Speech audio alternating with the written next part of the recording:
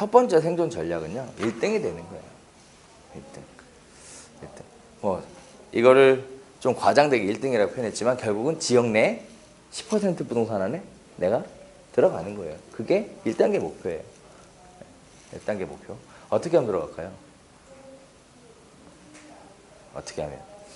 여러 가지 중에 제가 여기서 드리고 싶은 말씀은 부동산 중개업을 할 때 있어서 내가 10%에 들어가기 위해서는 나 혼자 잘나갖고 들어갈 수 있는 건 아니다 라는 거. 다시 얘기하면 동반자, 조력자, 멘토라는 세 가지 그룹이 동시에 존재를 해야 돼요. 저한테. 그래야 내가 그 10% 안에 들어가는 것이지 어느 누구의 도움도 없이 나 혼자만 잘나가지고 그 10% 안에 들어가기는 어렵다라는 얘기를 드리고 싶어요. 그런데 그렇게 해서 막상 10% 안에 들어가잖아요.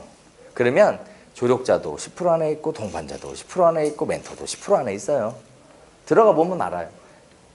그 안에 다 있어요. 그래서 어떻게 되냐면 점점 그 원하든 원치 않든 자연스럽게 카르텔이라는 게 생겨요. 또 재밌는 얘기 하나 해드릴게요. 지역 내 1등 부동산 있죠. 계약서를 가장 많이 쓰는 부동산. 이 부동산이 한 번쯤은 꼭 돼보는 경험을 해보시기를 제가 간절히 원해요. 왜 그러냐면 그걸 한 번이라도 해보면 생각과 개념과 마인드가 완벽하게 바뀌어요.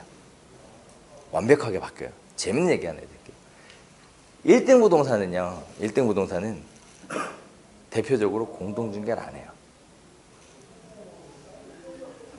할 필요가 없어요. 할 필요가 없어요. 남 눈치도 안 봐요. 그래서 남 눈치도 안 봐요. 왜 이런 일이 발생하냐면 이렇게 가요. 제가 이제 부동산 중개업을 하다 보면서 제가 느꼈던 게 뭐냐면 이런 거예요. 예를 들어 볼게요. 3억에 제가 계약서 썼어요. 그래서 그 지역에 나와 있는 매물 중에 가장 싼 게 이제는 3억 1천이에요. 근데 이제 옆에 있는 부동산이 공동중개 하자고 저한테 전화가 와요.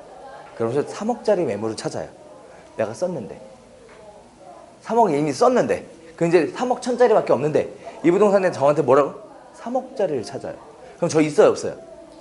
없잖아요. 그렇다고 제가 저 사실은 3억짜리 써서 3억 1천밖에 없다고 얘기할까요? 아니면 물건이 없다고 할까요? 없다고 하겠죠. 없다고 하겠죠. 없다고 얘기해요. 그럼 물건을 열심히 수소문 하겠죠. 나올까요?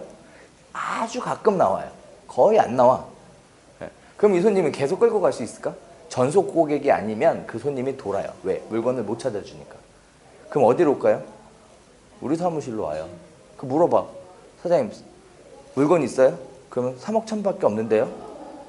그러면 아니 3억짜리가 요새 시세라면서요. 무슨 소리예요? 3억짜리 지난주에 제가 다 썼어요. 3억 1천짜리밖에 없거든요. 하면 끝나요 그냥. 아 그러면 다음에 3억 1천에 써야 되는구나. 그냥 이렇게 알아요 고객들도. 그리고 실제 필요하면 계약서차 꺼내갖고 와서 보여주면 돼요. 여기 보세요 3억 썼잖아요. 그럼 고객들이 의심의 여지를 가지지 않거든요. 근데 이 부동산은 어떻게 생각할까? 내가 물건을 안 줬다고 생각해.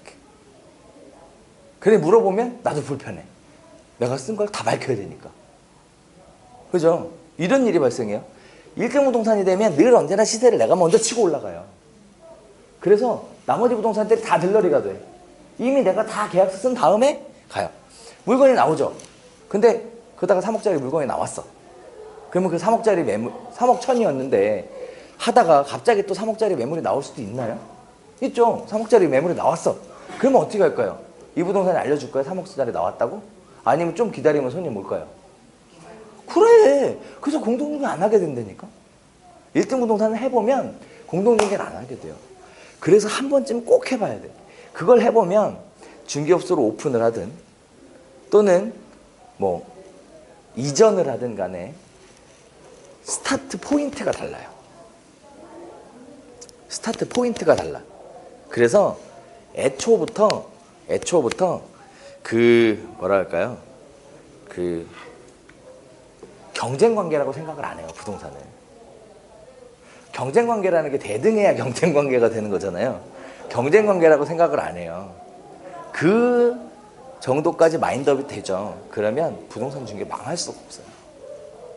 어디 가서 뭘 하든 간에. 그래서 꼭 한 번쯤 해봤으면 하는 게 제 간절한 바람이에요. 그래서 어쨌든 다시 돌아가면 1등이 되는 거, 지역 내 1등이 되는 거 반드시 필요한 일이다. 한 번쯤 경험해보는 일이다. 1등이 되기 위해서 10% 안에 들기 위해서 필요한 것은 동반자, 조력자, 멘토라는 세 가지 그룹을 갖고 있어야만 된다라는 거예요. 이게 첫 번째죠. 이거를 만들기 위해서 필요한 거는 창업하고 세일즈의 부분, 마케팅에 대한 부분, 경영에 대한 부분 이런 것들이 골고루 잘 자리 잡고 있어야 돼요. 두 번째, 핵심 인재가 되는 거예요. 핵심 인재. 핵심 인재가 뭘까요? 아까 얘기했듯이 대기업이 들어온대. 뭐가 들어온대? 은행이야 중개업을 한대. 무슨 뭐 한다. 하면 뭐 하면 돼? 들어가면 되죠. 그럼 그들이 원하는 게 뭐라고요? 데이터베이스. 데이터베이스 준비하면 핵심 인재가 돼서 그 안에 들어가서 일할 수 있는 여건이 여러분들에게 충분히 만들어져요. 충분히 만들어진다고. 그들이 중개사 하나만 뽑을 게 아니거든. 한 명만 뽑는 게 아니에요. 많은 사람들을 뽑을 거거든. 그 많은 사람들은 각자 활동을 어떻게 해요? 자기가 갖고 있는 고객의 데이터베이스를 갖고 활동을 하게 돼요. 그래서 그냥 들어가면 돼요. 근데 이러려면 뭐가 필요하다고요? 고객 대우가 필요해요. 세 번째, 부동산 중개업의 답은 부동산 중개업 없다 그랬죠.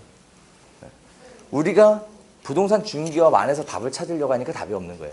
이 수업도 마찬가지예요. 이제 점차 강론으로 들어가면요. 중개업 얘기 거의 안 나와. 거의 안 나오고 전부 다 그거를 만들어내기 위한 부동산 중개업 아닌 얘기들을 하게 되는 거죠. 대표적인 케이스가 네이버하고 중개업은 무슨 상관이에요. 근데 요새 네이버 모르고 중개업 할 수가 없는 상황이잖아요. 그렇게 되는 거죠. 그래서 지금은 중개업 안에서 답을 찾으려고 하면 안 돼요. 반드시 밖에 나가서 찾아야지. 반드시 밖에 나가서.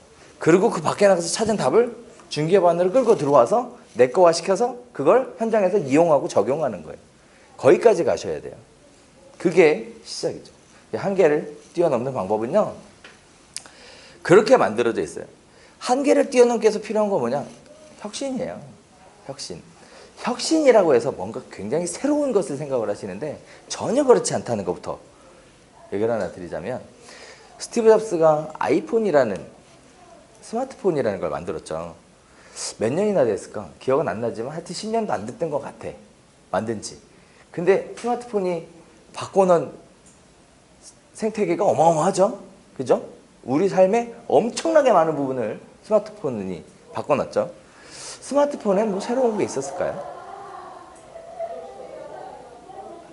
스티브 잡스가 스마트폰을 처음으로 가지고 나와서 발표를 할 때 이렇게 얘기했어요. 제가 혁신적인 제품을 만들었습니다.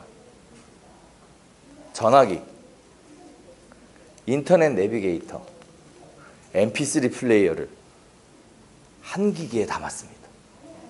그 중에 새로운 게 뭐가 있어요 도대체? mp3 플레이어 처음 봤어요? 내비게이터 처음 봤어?